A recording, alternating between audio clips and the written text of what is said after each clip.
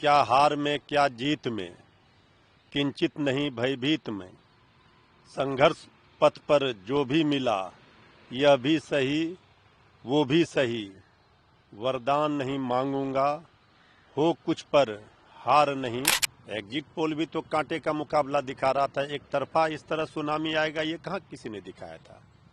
ये तो ऐसे परिणाम की कल्पना तो किसी ने नहीं की थी जो परिणाम सामने है। सत्ता आने के बाद सत्ता का अहंकार ठीक नहीं है। जीतने के बाद किसी को इतराना नहीं चाहिए और हारने के बाद हम घबराने वाले लोग भी नहीं हैं। देखिए, ये तो आश्चर्यजनक रूप से ये परिणाम आए हैं। इसकी कल्पना किसी ने नहीं की थी।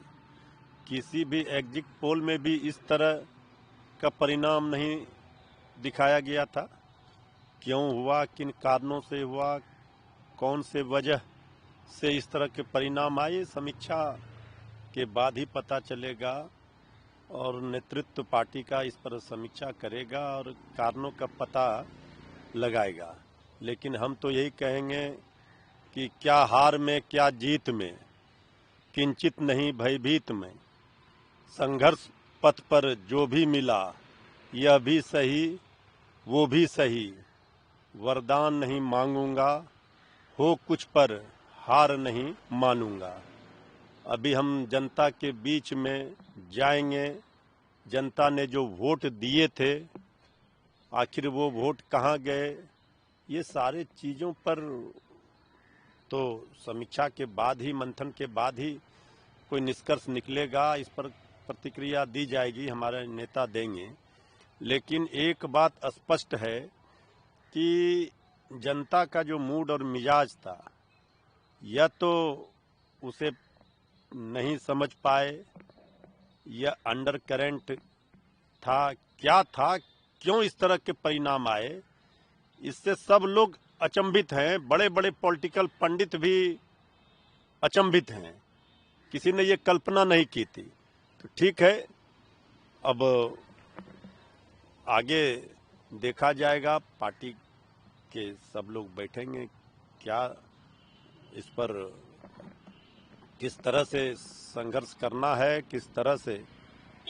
ये बड़ी लड़ाई है और इस पर नेतृत्व को सोचना है। लेकिन आप लोग तो लगातार है वो, आप लोग एग्जिट पोल पर भी सवाल खड़े कर रहे थे, ईवीएम पर भी लगातार सवाल खड़े कर रहे थे। एग्जिट पोल भी तो दिखा रहा था आरजेडी सबसे बड़ी पार्टी।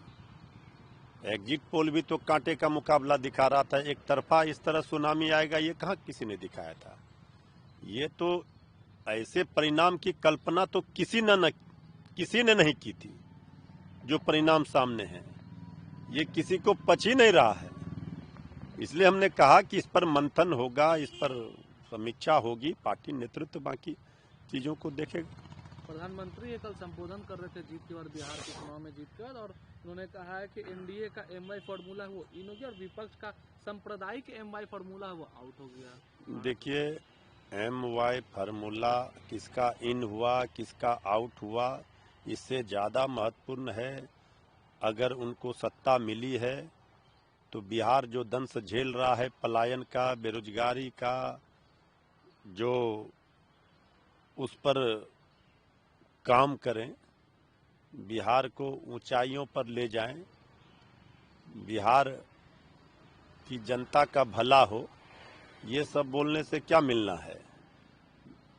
सत्ता आने के बाद सत्ता का अहंकार ठीक नहीं है। जीतने के बाद किसी को इतराना नहीं चाहिए और हारने के बाद हम घबराने वाले लोग भी नहीं हैं। तो सवाल तो विपक्ष पूछेगा ही।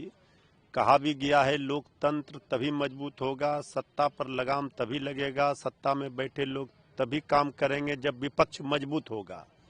अगर विपक्ष मुक्त ही बनाना है तो फिर कुछ कहना ही नहीं है। लेकिन प्रधानमंत्री ने ये भी कहा कि अब तो बिहार हो गया, बंगाल के बड़े, बंगाल में भी है, अब लोगों को। अरे भाई, हर जगह की बारी है।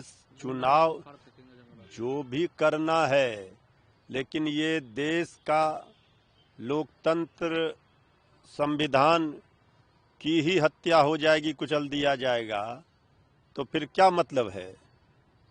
तो हम तो कहेंगे कि जब सत्ता जनता देती है तो काम करना चाहिए जनता की भलाई के लिए। जनता की भलाई के लिए ये तो लोकतंत्र है, हार और जीत एक ही सिक्का के दो पहलू हैं। हार के बाद ही जीत होती है, तो इसलिए ये सारे चीज़ों पर मंथन और समीक्षा होगी, इसके बाद ही इस पर कोई विस्तृत प्रतिक्रिया दी जाएगी। प्रधानमंत्री ने यह भी कहा है कि कांग्रेस मुस्लिम लीग माओवादी कांग्रेस बन गई है और पार्टी के अंदर भी विभाजन की भविष्यवाणी की गई। देखिए, आदरणीय प्रधानमंत्री जी अभी जो भी कुछ कहेंगे तो ये बिहार में जिस तरह की जीत मिली है, रिजल्ट परिणाम आया है, हम समझ रहे हैं वो अति उत्साह में हैं और बहुत तरह के बयान देंगे। अभी जब तक इस पूरे परिणाम पर गंभीरता से माइक्रो लेवल पर नहीं समीक्षा हो जाती है, तब तक अभी ज़्यादा कुछ कहना उचित नहीं है। राहुल गांधी ने भी कहा कि मैं बिहार के उन लाखों मतदाताओं के प्रति आभार व्यक्त करता हूँ जिन्होंने महागठबंधन में भरोसा जताया। बिहार में यह परिणाम वास्तव में आश्चर्यजनक है। हम ऐसे चुनाव में जीत हासिल नहीं कर सके जो शुरू से निष्पक्ष नहीं था। नहीं, ठीक ही कह रहे हैं। ये चुनाव, बिहार के चुनाव परिणाम तो आश्चर्यचकित करने वाले हैं ही। सब लोग आश्चर्यचकित में पड़ गए हैं, तो वो उनका कहना ठीक ही है।